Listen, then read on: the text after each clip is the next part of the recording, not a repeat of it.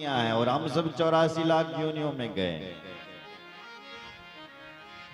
20 लाख योनि तो इन पेड़ पौधों की है। जितने भी संसार में पेड़ और पौधे सुनाई पड़ते हैं, दिखाई पड़ते हैं, कितनी योनि है उनकी? 20 लाख। इसका मतलब यह है कि 20 लाख बार हम पेड़ पौधे बने। 9 लाख योनि जलचर की हैं, जल में जो कीड़े मकोड़े घूमते हैं। जब बरसात होती है तब सारे धरती के कीड़े मकोड़े सब बाहर निकलते हैं। आपने देखे होंगे जगह जगह। पानी को और वातावरण को अनुकूल देख करके जो कीड़े मकोड़े पैदा हो रहे हैं, उनकी योनि है 9 लाख। 9 लाख बार हम कीड़े मकोड़े भी बने। न जाने कहां कहां के कीड़े बने, गंदगी के, जैसे हमारे कर्म होंगे। सुन रहे? 20 पर 9 कितने होते हैं?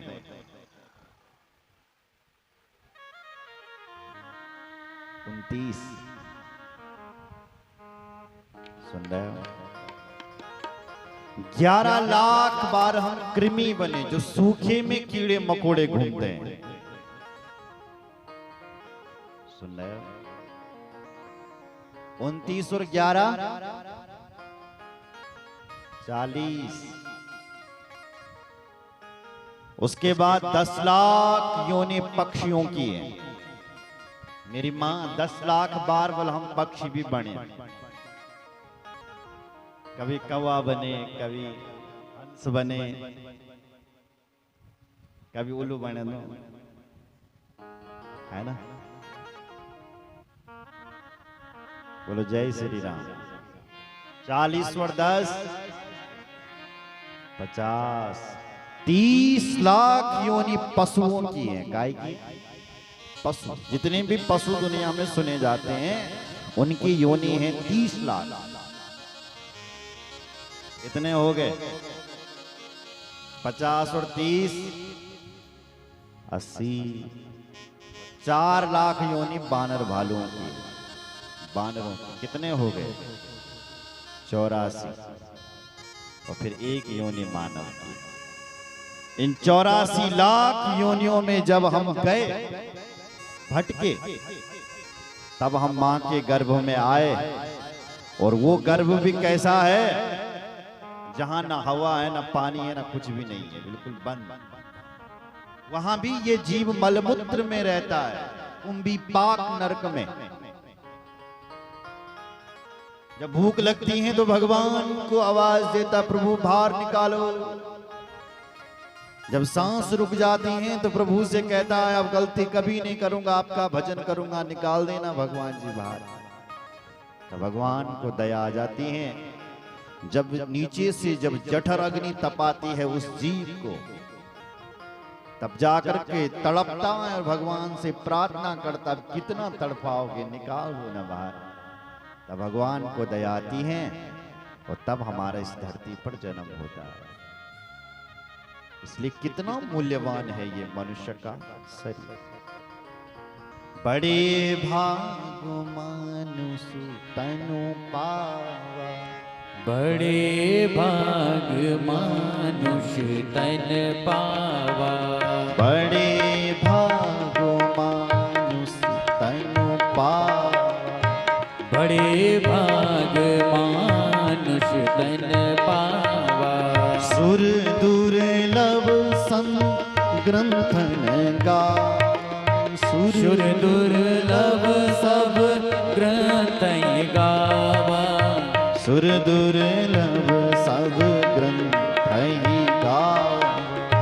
सुर दुर्लभ सब ग्रंथ गावा। ग्रंथ गावा। ग्रंथ गावा। ग्रंथ गावा। ग्रंथ गावा। इसलिए बड़ा मनुष्य का शरीर बड़ा मूल्यवान। इसलिए इस जीवन को खाने पीने और सोने में नहीं गंवाना है मेरी माँ। खाते पीते तो पशु भी हैं, उन्हें भी लगती हैं, नींद उन्हें भी आती है, लेकिन मनुष्य के पास बुद्धि है जो पशुओं के पास नहीं। विवेक है, इसलिए इस विवेक के दरवाजे को खोलो और निकलो बाहर। सुनो जरा, जो मोक्ष का दरवाजा पर जो तालू क्या बल लगी तक जो जंदा टंगिया वो केवल मनुष्य की चाबी से ही खुलता है, और चाबी ते पर फिट नहीं बैठती, क्योंकि योनि तो 84 लाख है लेकिन चाबी नहीं मिलती है। लेकिन जैसे ही मनुष्य का शरीर मिल दो तो चाबी फिट बैठ जाती है। अब खोल दो ना उस ताले को। सुनो, एक बहुत बड़ा भवन था, भवन, और उस भवन में सब अंधे रहते थे, और एक आंख वाला व्यक्ति उसके अंदर चले गए। समझदार, उसके अंदर सब अंधे थे और अंधे सब रास्ता ढूंढ रहे थे। तो आंख वाला व्यक्ति गया, कहा तुम क्या ढूंढ रहे हो? बोला महाराज हम रास्ता ढूंढ रहे हैं, ये भवन तो बहुत लंबा चौड़ा है लेकिन रास्ता समझ में नहीं आ रहा, कहाँ होगा रास्ता? तो जो आंख वाला व्यक्ति था उसने कहा ये जो दीवार है ना, तुम इस दीवार के सारे चले जाओ, छोड़ना मत दीवार को, और देखना तुम्हें एक बार रास्ता मिल ही जाएगा। तो अंधों ने वही किया, सब दीवार के रास्ते सारे पर चले गए, और जैसे ही दरवाजा आया, गेट आया, तानी तौनी क्या हुई, सिर पर खुजली रह गई थे, और हाथ छुड़ा दिया और चलता भी गया और खुजलाता भी गया, तो रास्ता छूट गया। गेट तो छोटा सा था, फिर पूरे भवन का चक्कर लगाना पड़ा। उसी प्रकार ये संसार क्या है, ये 84 लाख योनियां क्या है, ये भवन है, और हम सब क्या हैं? अंधे हैं। दरवाजा कौन सा है? मनुष्य का शरीर ही दरवाजा है, और इस दिखाने वाला आंख वाला व्यक्ति कौन है? सदगुरु। सदगुरु ने कह दिया कि इस मनुष्य के शरीर से बाहर निकलो। हमने क्या कर दिया? 84 लाख योनियों में आए, जैसे हम मनुष्य की योनि में आए ऐसी खुजली हो गई। खुजली मतलब कामनाओं की खुजली। अभी मकान बनाना है तब करूला भजन, कल बच्चे को नौकरी लगाना है फिर हो जाएगा भजन, परसों बेटी की शादी करनी है तब हो जाएगा, फिर अब नाती बड़ हुई तेन स्कूल रखना फिर करी करूला। और सब खुजलाते खुजलाते हमारे प्राण चले जाते हैं और वो दरवाजा छूट जाता। इसलिए मेरी माँ, मनुष्य शरीर बड़ा अद्भुत, साधन धाम मोक्ष कर द्वारा, साधन धाम मोक्ष कर द्वारा, साधन धाम मोक्ष कर द्वारा, पाई न जहीं पर लोक संवार, पाहि न जहीं पर लोक सवारा, पाहि न जहीं पर लोक संवारा, पावहि जे पर लोक सवारा। कपिल कहाँ गया? फोन लगाओ।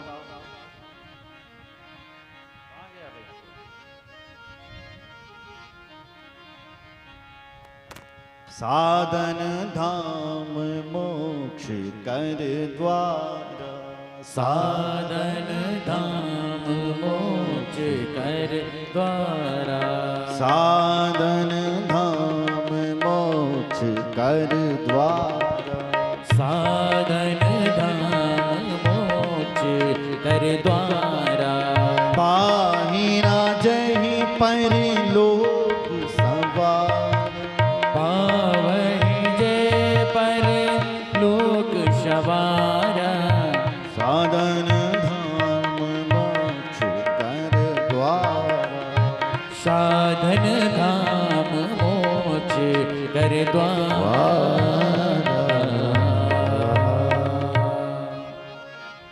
इसलिए मोक्ष इस मनुष्य के शरीर से ही मिल सकता है। बोलो जय श्री राम। अच्छा, मोक्ष कैसे मिलेगा? भगवान की भक्ति करनी पड़ेगी, क्योंकि यही मनुष्य का परम धर्म है। सवै पुंसाम परो धर्मो यतो भक्तिरदोक्षजे अहेतुक्या प्रतिहता ययात्मा संप्रसीदति। भक्ति तब होगी जब भगवान से प्रेम होगा। बोलो जय श्री राम। जब भगवान से प्रेम तो सभी करता, आप बला भला कि महाराज जी यदि हम भगवान ही दड़ी प्रेम नहीं करते थे बैठते हम। इसका मतलब यह है कि हम भगवान से प्रेम करते हैं, इसीलिए तो यहाँ आए। अच्छा, भगवान से कैसा प्रेम होना चाहिए? अहेतुकी अप्रतिहता हेतु रहित निष्काम प्रेम होना चाहिए। अब प्रश्न उठता है कि निष्काम प्रेम कौन करता है? माँ। जैसे एक माँ अपने बेटे से प्रेम करती है, माँ का कोई स्वार्थ नहीं रहता बेटे से। बेटा घर में रहे चाहे परदेश चला जाए, उसकी माँ उसको याद करती रहती है। ऐसे ही हम भगवान को याद करते हैं।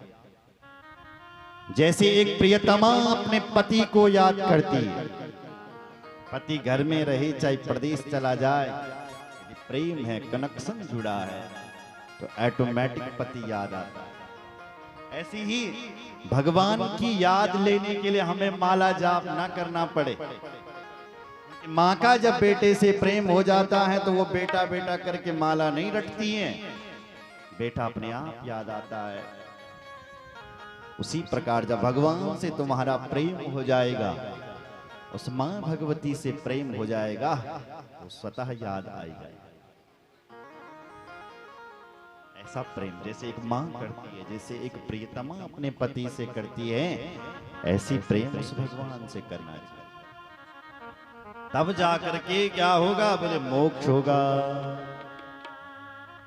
बोलो जय श्री राम। ये जितने भी साधन बताए गए हैं, इन सारे साधनों का एक ही उद्देश्य है कि भगवान से प्रेम हो जाए। जितनी आप कथा सुन रहे हैं, सोमवार के व्रत कर रहे हैं, शिव जी पर जल चढ़ा रहे हैं, एक ही उद्देश्य है इसका कि भगवान से प्रेम हो जाए। और यदि भगवान से प्रेम नहीं हो रहा है तो श्रम एव ही केवलम, केवल श्रम हो रहा है। धर्म स्वनिष्ठिता पुंसा विसुक्सेन कथा सुया नोदपाद ये जगरितिम श्रम हे वही केवलम। श्रम हो रहा है केवल। कैसे? जैसे आपके घर में, इधर सुनो जरा, जिन्हें आपके घर पर 20 साल की बेटी थी, अब आपन के कौन बेटी को ब्याह कौन, तो बेटी के लिए दूल्हा ढूंढ लिया, बारात की डेट फिक्स कर दी, बेटी के विवाह में आपने खूब चौड़ी लंबी चौड़ी पंगत कर दी, लोगों को बुलाया, लोगों को खिलाया, खूब दान दहेज दिया। और यदि उस बेटी का यदि अपने पति से प्रेम नहीं हुआ तो सब विडंबना हो गया, बेकार हो गया, व्यर्थ हो गया। मुख्य क्या है? पति से प्रीति है। उसी प्रकार इस मानव जीवन का सर्व मुख्य क्या है? भगवान से प्रेम। पर तुम यदि खूब कथा सुन लिया, व्रत कर रहे हैं, पूजा पाठ कर रहे हैं, यदि भगवान से प्रेम नहीं हो रहा, केवल संसार से ही प्रेम है, तो श्रम वही केवलम, सब बेकार हो रहा है। मुख्य है उस परमात्मा से प्रीति, और उस भगवान से प्रेम करने के लिए ही ये मनुष्य शरीर मिला हुआ है। बोलो जय श्री राम। जोर से बोलो। एक भक्त गाता है, उज्ज्वला अनमोल ज्वला, बोलो दोबारा मिलनोनी। मनुष्य शरीर पर दोबारा नहीं मिलूं, एक ही बार मिलता है। और तब फिर तो 84 लाख 84 लाख में घूमना पड़ेगा फिर, इसलिए अभी मिला है।